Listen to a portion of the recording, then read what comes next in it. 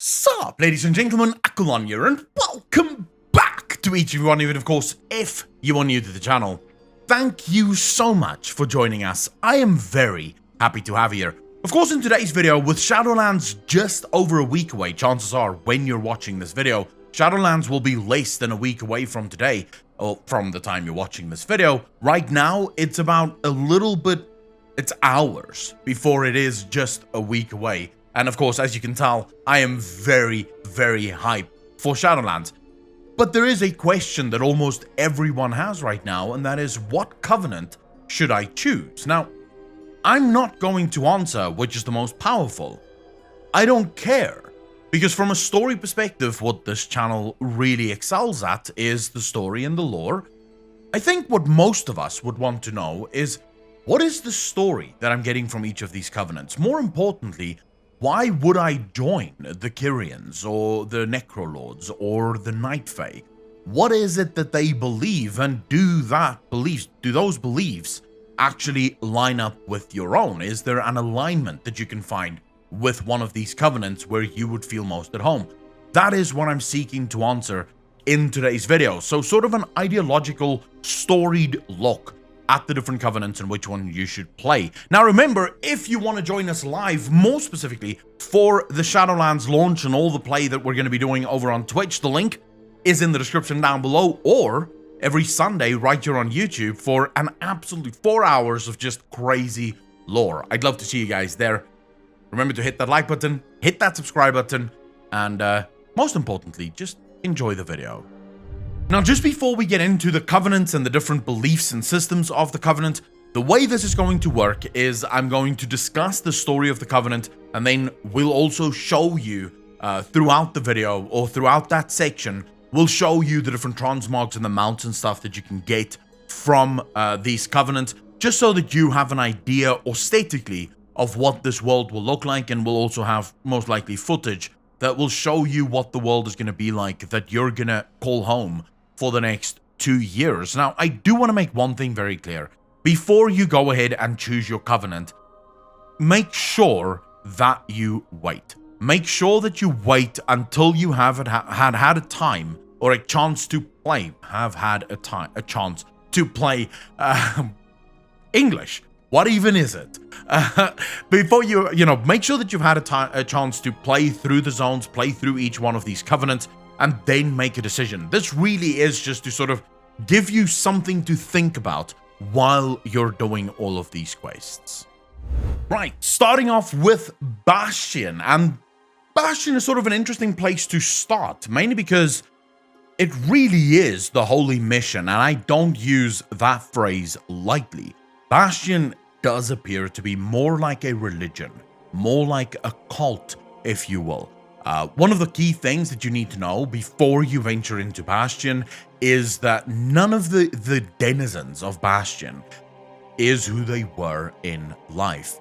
When you enter Bastion, and you'll see this throughout the quest campaign, you're going to go through a series of rituals, cleansing rituals almost, if you will.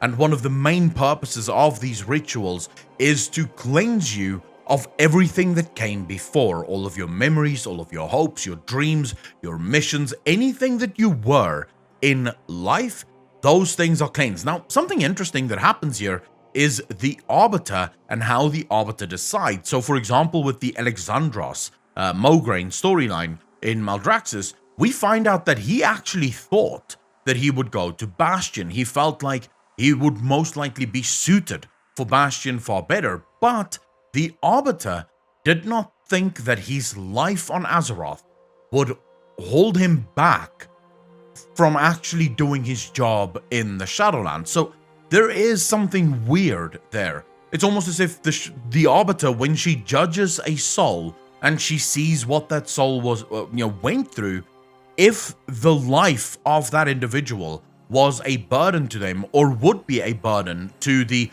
overall workings of the Shadowlands, then that soul is almost always banished or doomed to go to Bastion, where all of those memories will be cleansed. Now, as a player that potentially will go to Bastion, there's a couple of things you have to know. First and foremost, the individual in Bastion does not matter. It is a needs of the many outweigh the needs of the few kind of society. It really is a collective system. Everyone works together for the glory of Bastion, and more importantly, the glory of the Archon. The Archon is also a very, shall we say, sketch character, insofar as I don't trust any of the leaders of the Shadowlands. They all seem to be ridiculously sketch. Now, we also have an interview with Steve Denuser that talks about Bastion and how the Shadowlands really is opposite world. You see these beautiful landscapes of Bastion, everything almost bathed in light, and yet there is a very deep, dark secret that is hidden there. Also, something that you have to look forward to is a line from Devos, where Devos speaks about how they were lied to. In other words, the denizens of Bastion were lied to. They were enslaved. And exactly how they were enslaved, apparently the jailer told her exactly how that works. And I do think, as someone who would potentially end up in Bastion, you need to know that that is a storyline that you will almost definitely be exploring, most likely exclusively. So there is a lot to look forward to. But if you are a person that believes in service, that believes that service is the highest order, patriotism is the highest order, but individualism and a sort of loyalty to oneself could be a detriment, then Bastion 100% would be the place for you. Next up, we have Maldraxxus. Now, Maldraxxus is the warmongers. They are the army of the Shadowlands, and everything in Maldraxxus screams exactly that.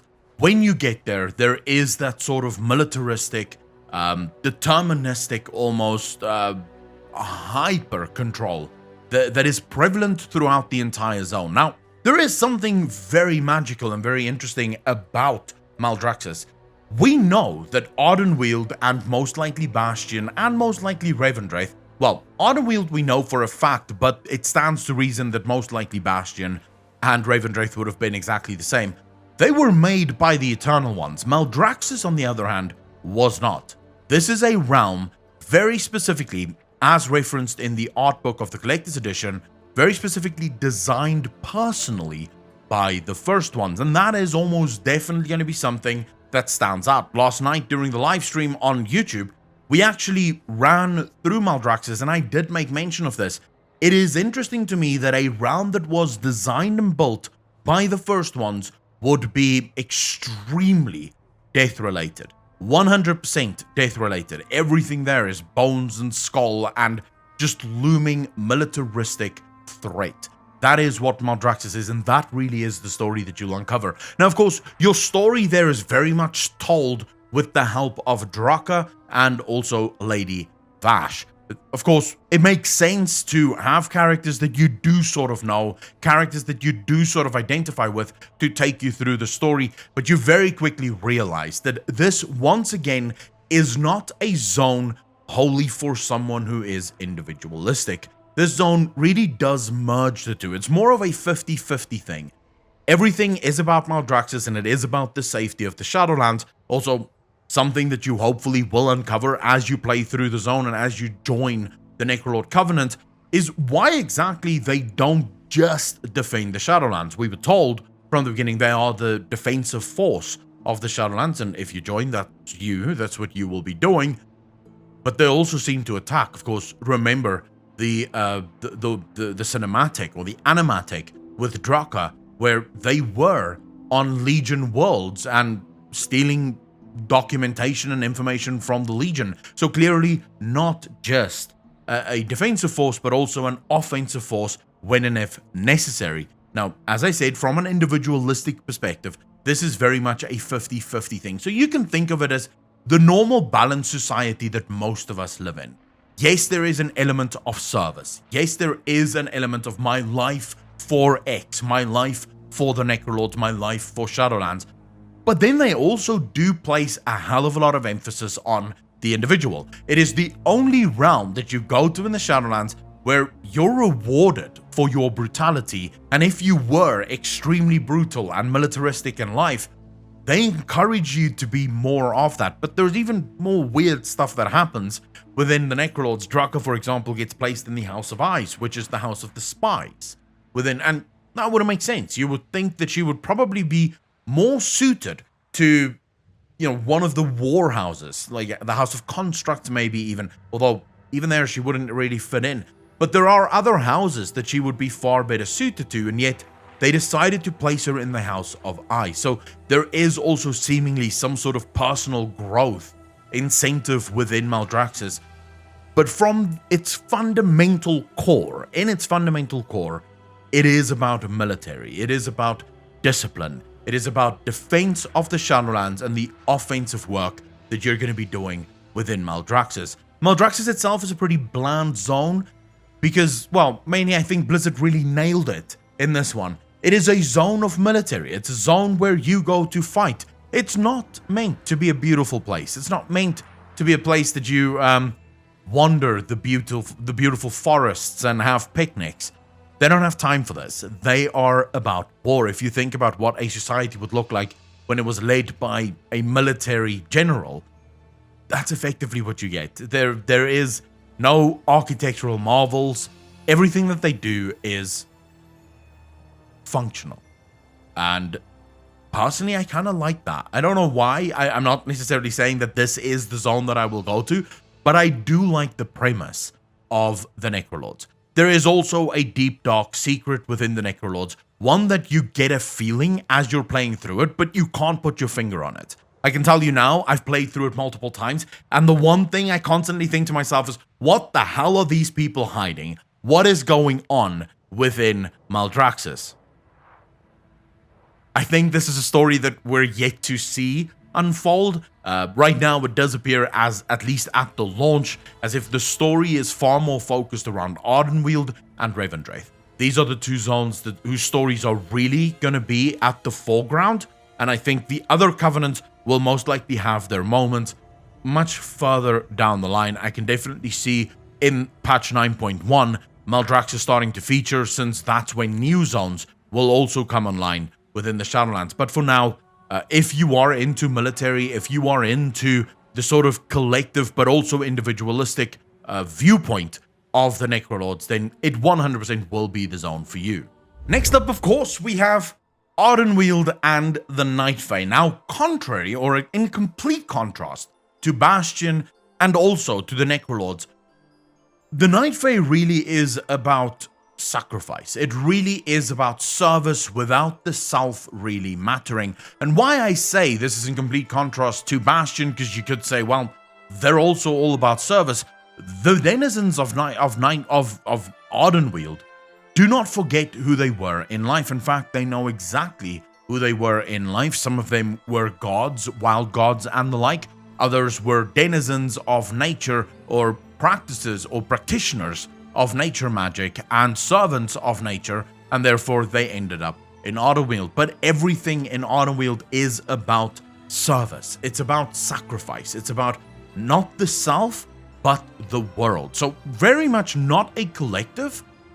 And also you do get a hint of a very libertarian society within Ardenwheel. Not so much in its leadership structures, but in what you get from the characters there. They're mischievous. They love playing pranks and jokes on one another. They do seem to look out only for the self. They'll test you consistently to see just how far they can push you, what is the limits of your power. And of course, there is also a very, almost a cultural background to them. They're very interested in the culture of Ardenwheel, and also very excited about the stories of the realms beyond. One of the first things you're going to do when you enter into Ardenwheel as you join their covenant is put on a play for them, so that they can see, in other words, the denizens of Ardenwheel can see what your life was like, what did you do, and what your world went through. They seem very interested in knowing what is happening beyond the veil within the great beyond, and this is something that I think every single creature that goes to Ardenwheel goes through. The Winter Queen sits at the top of her throne, as untrustworthy as she can be, and she watches as you put on this play to showcase what your world has been through. This is also the place where gods are born. This is where Loa will be born, and of course we've just discussed very recently what the Loa, that the Loa and the Winter Queen doesn't appear to be on good terms at all. In fact, the Winter Queen doesn't seem to like them one bit. So there's definitely a part that you're going to be exploring there if you're into the lore and into the story of gods. And I also do think the old gods, Ardenwheel almost definitely will be the realm for you. Ardenwheel is also said to be the main lock that keeps the jailer in the maw, and if the heart of the forest in Ardenwheel were to fall, the jailer would be able to escape. So that is something to keep in mind. From an ideological perspective, this is one of the most difficult zones to place, really, because as I already said, they do seem to be about self-sacrifice and service, but also very much they do have these individual personalities that is very playful, very mischievous, and they sort of encourage that. So there's this one quest that you get very early on where they ask you to make someone dance. There's no point to the dance, but they tell you that you should lie to them, and before you can help them, they should do a dance. And if you do it, you can see that the character is clearly annoyed by you doing this, but they have a lot of fun hearing about how you made someone dance before you actually help them. So that's something that you sort of have to know. They are mischievous creatures. They do seem to have this weird sense of humor that only really portrays itself in the game. It's not funny to you as the player, at least it wasn't for me, but it is interesting to see that is who they are. You don't get the same feeling of a collective, so to speak. Yes, Ardenwheel works together, and yes, they have this holy mission almost to save as many creatures as they can, to rebirth the gods that should go back to the great beyond, and that even is a rather big problem. And one of the stories that you can look forward to uncovering is that the Winter Queen is said to have built Ardenwheel, and Ardenwheel was not meant to be a realm that houses souls. It was the Arbiter that tasked Ardenwheel with holding the souls of nature, and the Winter Queen simply accepted that charge. That was never the original intent of Ardenwheel. So what exactly was this intent? Something that you might be interested in knowing is that Ardenwheel is a giant-ass tree, very much like Tildrassil. The entirety of the zone is built inside a tree with massive trees in the tree. It's like an inception of trees. There's a lot of trees, but funny enough, not a lot of nature. Except for the gods that you actually rebirth there who do serve nature, it is an extremely efficient zone. It is about rebirth. It's about the cycle of rebirth. But I wouldn't say that just because maybe you're a druid, Ardenwheel should automatically be the place that you find yourself in, because you actually don't deal with all that much nature. Much of it has to do with the threats of the jailer, the threats of Muazala. And of course, there is far more stories that you will almost definitely uncover within the Shadowlands and within Ardenwheel. And I do think the players who really is interested in the story of World of Warcraft, I think Ardenwheel is the place for you, 100%. Ardenwheel's story just blew me away, and I'm not even into Ardenwheel all that much. But I am going to level a druid, and I am going to take it to Ardenwheel because I want to see where that story goes. Because it is, as far as I'm concerned, so far at least, the best Covenant story in the game.